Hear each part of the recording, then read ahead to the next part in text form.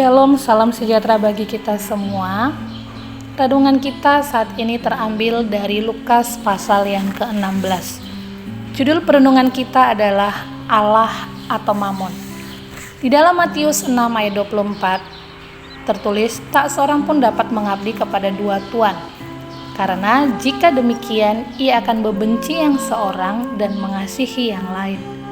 Atau ia akan setia kepada yang seorang dan tidak mengindahkan yang lain. Kamu tidak dapat mengabdi kepada Allah dan kepada Mamon. Mamon yang secara umum berarti kekayaan atau keuntungan, dan dalam pemakaiannya mengacu kepada harta atau uang. Memiliki mamon yang banyak bukan masalah jika cara memilikinya benar. Pilih Allah atau mamon. Pilihan ini tidak berarti mamon itu salah, karena mamon yang kita miliki adalah berkat Allah. Tetapi memilih mencintai mamon, apalagi menghambakan diri kepada mamon, bukan Allah, itulah yang salah. Seperti Yesus juga memperingatkan, di mana hartamu berada, di situ juga hatimu berada. Kepada siapa engkau jatuh cinta dan menaklukkan diri, itu adalah pilihan hidup dan mati. Banyak orang rela berbuat apa saja, memenuhi tuntutan tuan mamon, demi untuk menjadi pengikutnya. Orang tak segan mempersembahkan korban, termasuk anggota keluarganya, untuk menjadi tumbal kekayaan, bahkan menjual diri orang pun rela. Pada masa-masa ini jauh lebih mudah menemukan orang yang rela menjual Allah demi mamon, dibanding orang yang melepas mamon demi Allah. Tuhan menyampaikan pelajaran penting bagi kita dari perumpamaan tentang bendahara yang tidak jujur. Dikisahkan ada orang kaya yang mempercayakan harta kekayaannya kepada hambanya untuk dikelola. Tetapi kemudian didapati bahwa hambanya ini telah menyalahgunakan kepercayaan tuannya. Tuan kaya ini adalah gambaran dari Tuhan, pemilik segala-galanya. Sedangkan bendahara yang tidak jujur adalah gambaran dari kita. Jika kita menyalahgunakan berkat yang Tuhan percayakan, kita dapat digolongkan sebagai bendahara yang tidak jujur. Yesus hendak mengingatkan bahwa uang dan kekayaan adalah sesuatu yang sementara, tidak kekal. Kisah orang kaya dan Lazarus yang miskin merupakan gambaran bahwa mamon tidak dapat menolong lagi setelah kita mengalami kematian secara jasmani, karena mamon tidak bisa dibawa ke alam roh. Orang kaya yang digambarkan dalam ayat nas di atas adalah orang kaya yang egois. Hidupnya hanya berpusat pada diri sendiri dan tidak pernah berbuat baik.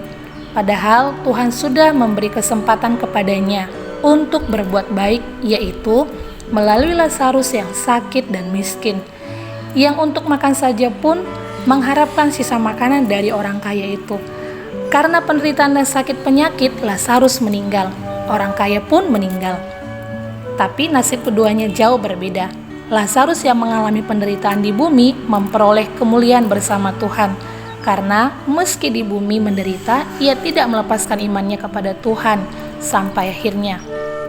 Sebaliknya, orang kaya yang bergemilang harta saat di bumi harus mengalami penderitaan kekal, karena selama di bumi yang dipikirannya hanyalah harta, harta dan harta. Ia tidak memiliki belas kasihan kepada orang miskin. Melalui perumpamaan ini, Yesus hendak mengingatkan bahwa uang dan kekayaan adalah sesuatu yang sementara, tidak kekal. Hal itu tersirat dari pernyataannya, jika mamon itu tidak dapat menolong lagi. Lukas 16 ayat 9. Dalam 1 Timotius 6 ayat 17 berbunyi, kekayaan itu sesuatu yang tidak menentu, kekayaan mudah sekali lenyap.